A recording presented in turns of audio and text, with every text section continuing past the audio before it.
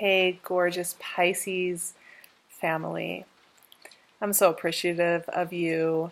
I was trying to think about, I knew I had a connection with Pisces, and I just want to briefly mention this before we get into the notes today, just for those of you who are curious.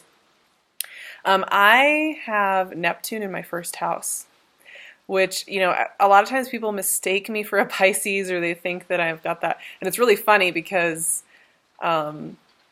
I'm a Sagittarius and I'm a Leo sun, Sagittarius rising, Virgo moon. It's just, I don't have Piscean energy in my chart other than the fact that I have Pisces in my first house. So, fun fact. So we're here at a really beautiful point, June 2019. And if you're hearing a weird noise in my background, it's the end of May. I live up in the mountains. We are having snow and sleet right now, and it's hitting my roof, so just FYI. But we are at a calibrating point here in June. It's the solstice, right? June 21st, the sun shifts from Gemini into Cancer. We have a tilt shift in our planet. We have a shift into a new season, and it's a great place to check in with the half point in the year. Who you thought you were going to be in January, who you thought you were going to be during your birthday. I think that's probably morphed a few different times. And so June is a beautiful time to recollect, think about what you want the second half of the year to look and feel like. And one of the things I've been kind of noticing with June this year is it's a great time to rebalance out our natural, inherent way of doing things with a few of these other skill sets that maybe we don't have in our wheelhouse so much. So for you guys, this is going to be a beautiful month of taking all those beautiful, dreamy essences that you have within you and maybe taking some small steps to putting them out there in the world and being a little bit more visual. Whereas a lot of signs are having to learn how to slow down and go inward. And you're kind of learning how to take all that beautiful energy that you have in your Piscean nature. 3 cards just wanted to come out. I love them. 9 of Cups, 10 of Cups, 4 of Pentacles. Fantastic. I like this a lot. There's a lot of support here in these cards. 7 of Cups. There's that dreaminess. You're getting all the Cups energy, just as I'm saying, maybe we'll bring it back down to the ground, and then we get all the dreamy, emotionally rich Cups cards. Oh, the Tower. Yeah. Well, here's the note that I was going to share with you, just in the context of you being creative and putting yourself out there and trying things. It's that this is a great month for you all to revisit any old patterning and to release it. 2 of Swords and Queen of Swords. So it's interesting because the first half of the month we have all this soft, gentle, nurturing, emotionally supportive energy, right? All about the stuff you want. All about the stuff that really gets your Piscean hearts glowing. The Worlds. I'm going to pull one more. And the second half of the month is about using your voice, using your skills to set up new patterns. 9 of Wands. Yep. It's time to let go of old patterning. This is a great month to do so. We have a lot of energy in Gemini, which is moving, it's intellectual, it's connected. It helps us see things more clearly. In the sense that it's able to get our analytical minds moving, right?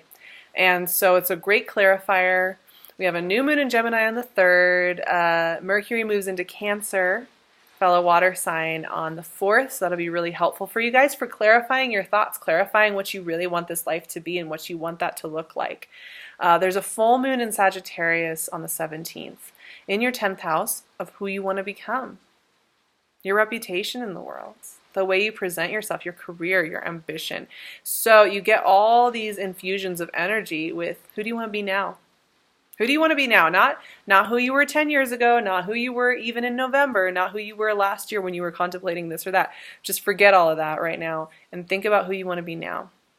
As we move into Cancer season, of course, the energy, it moves into a fellow water sign. We hit into the solstice. It's a really a supportive time for you guys to feel that creative juice and to feel true to yourselves and to feel that you can truly express who you are and what you want to be in this life. Now, the same day as the sun goes into Cancer, your ruling planet Neptune, who is at home with you guys, is going retrograde. Now, you're probably familiar with this. Neptune goes retrograde about half of the year, every single year, so this is not uncommon. But during that half of the year that Neptune is retrograde, this is our chance to see things with fresh eyes, see things with a little less of the fog, a little less of the fantasy, and a little bit more of the intent behind our actions. So this will obviously affect you a little bit more personally since it is your ruling planet and he is home with you guys right now. So that's going to be helping you shift through. Now, of course, this has been happening for several years before now. So you'll be noticing that maybe the last few years, that's been something that comes in, that there's a part of the year where you feel a little foggier and there's a part of the year where you feel a little bit more get up and go. Let's talk through these cards because it's quite the adventure, isn't it? We're going on a little odyssey, Pisces, because okay, apparently there's some really good, juicy emotional support for you. You know, 9 of Cups and 10 of Cups, like we cannot argue with the fact that these are supported, loving energies. The message here often, if you're getting these, is that you are loved and supported by the universe. Even if you can't see it all the time, you are, right? That's the deepest message. That's the bone deep message of these cards. That you are well. You do not have to manipulate yourself into situations that make you feel okay in order to be okay. You know, you don't have to play roles for people or show up in fake ways or do things that you don't want to do in order to be loved. That's the deep message. But the more playful, maybe on the ground, manifestational energy of this is emotional well-being, being held emotionally. So this can be in your close relationships, feeling that you are very deeply connected to those around you, that you are feeling your relationships coming into deeper wholeness, deeper wellness, that people that are coming into your world, if you're looking to meet new people, have this sense of emotional intelligence and this ability to hold space and build something beautiful with you. And this is going to be a focus on your mind to spend time in spaces and around people that bring and elicit this kind of energy out. Really strong message. And that is, I think this is a guiding light for you to remember that it's okay for you to want those things. You don't have to get rid of that. Just because other pieces of your life may be shifting around and you're releasing some old patterning, it doesn't mean you have to suddenly like become somebody else who doesn't have a heart or soul and doesn't feel things. Like, that's ridiculous. Take that with you. Take your heart and your soul with you for sure. You don't need to throw the whole thing out the back window, right? But here's the thing. So there's this beautiful emotional energy, but there's also a little bit of nervousness because you know you're ready for some shifts. And I think these have been building for a while. That's kind of the theme with June, is a lot of the shift in the solstice magical air is that the shifts that have needed to be taking place, it took the first half of the year to understand those shifts and what they were and why it mattered that the shifts took place for everybody, for all the signs. Because we shifted, Uranus went into Taurus, Chiron went into Aries. We're getting used to those new transits and they're quite powerful. They're bringing up new, very sensitive things in the collective. And then it took a couple of months after those transits really kicked into gear to start to understand what it was that we needed to shift. Now for you, you may feel nervous about changes you want to make. You may feel financially unstable or like you don't have enough resources energetically or emotionally to handle something.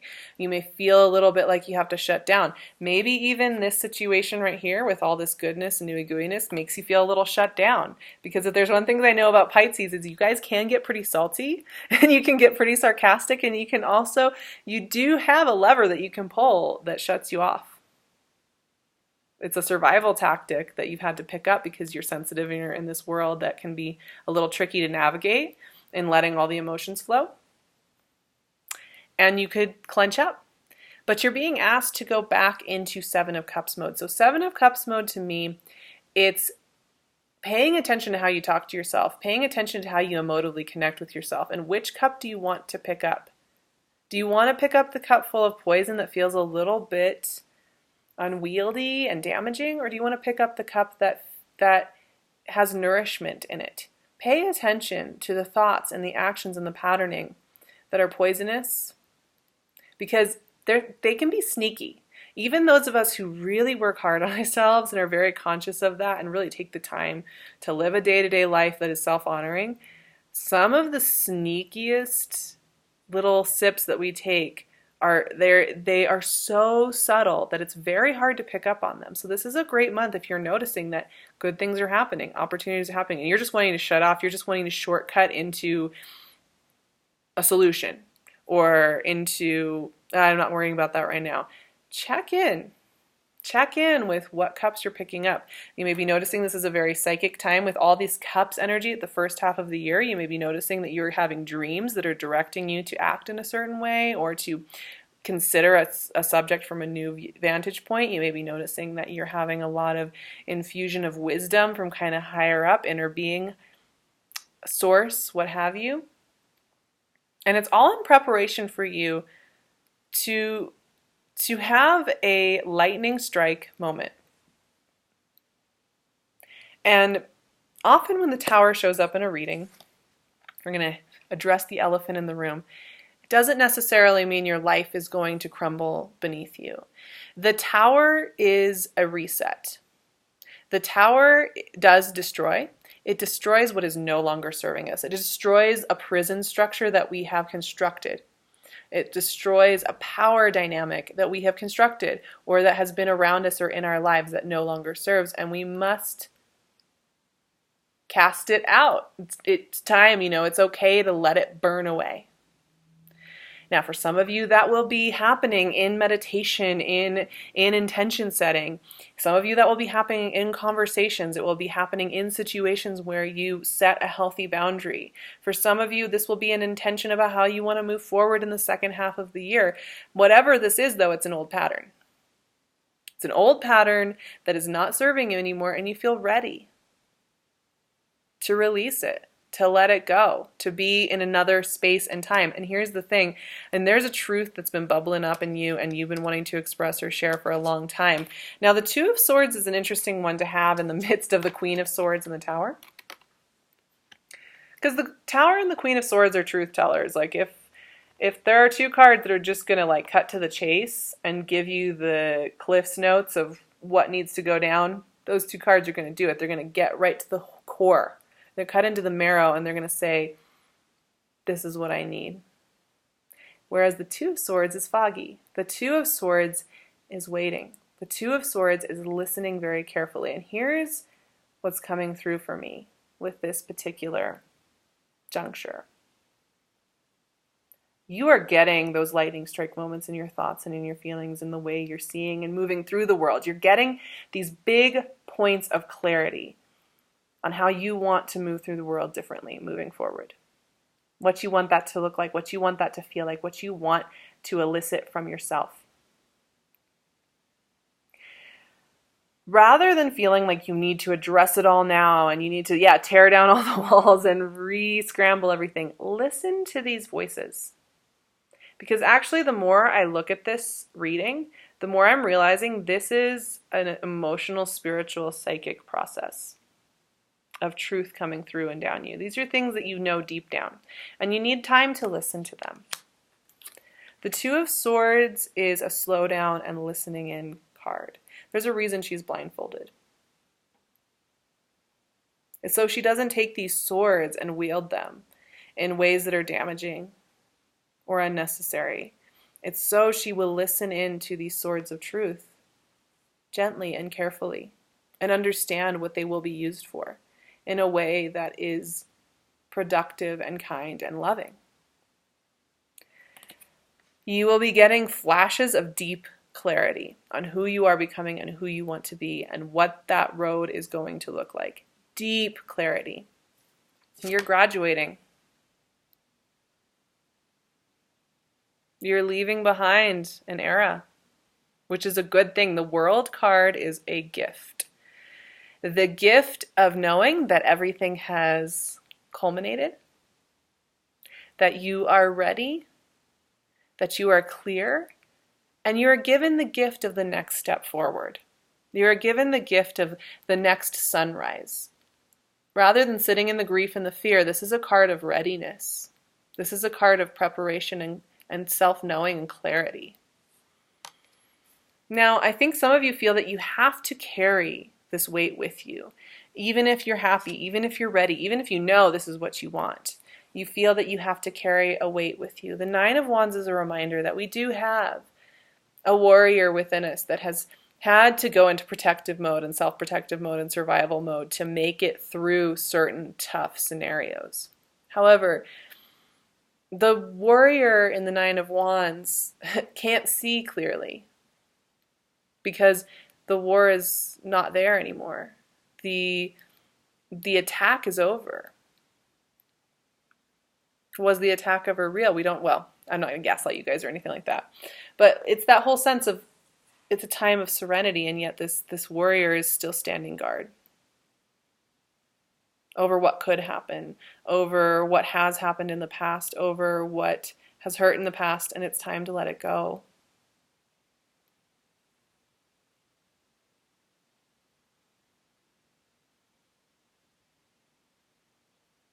It's time to step into your full power, into your new patterns, into your new habits, into your new ways of expressing yourself.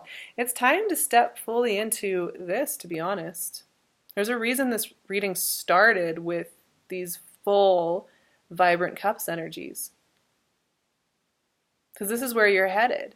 All this other stuff that's going on with you, going deep into your psyche and going deep into your patterning and releasing yourself and shifting and letting your soul and your nervous system reset at a profound level, have everything to do with directing you toward a time of deeper peace, deeper love. And yes, for some of you that will be about stating what you need to state. For some of you that will be about setting a very clear boundary. For some of you that will be expressing something that has been building into your heart. But you're allowed to do so. And honestly, you will feel so much better in the honest self-expression who you are now. I have a little toast for you all for the solstice that I am going to send your way in this beautiful, powerful, electrified path that you Pisces have this month. And here it is. May the way forward unfold with clarity and ease. May new ways of honoring and creating this life emanate from your heart. May the right people and situations appear to soothe you forward into new horizons and new adventures.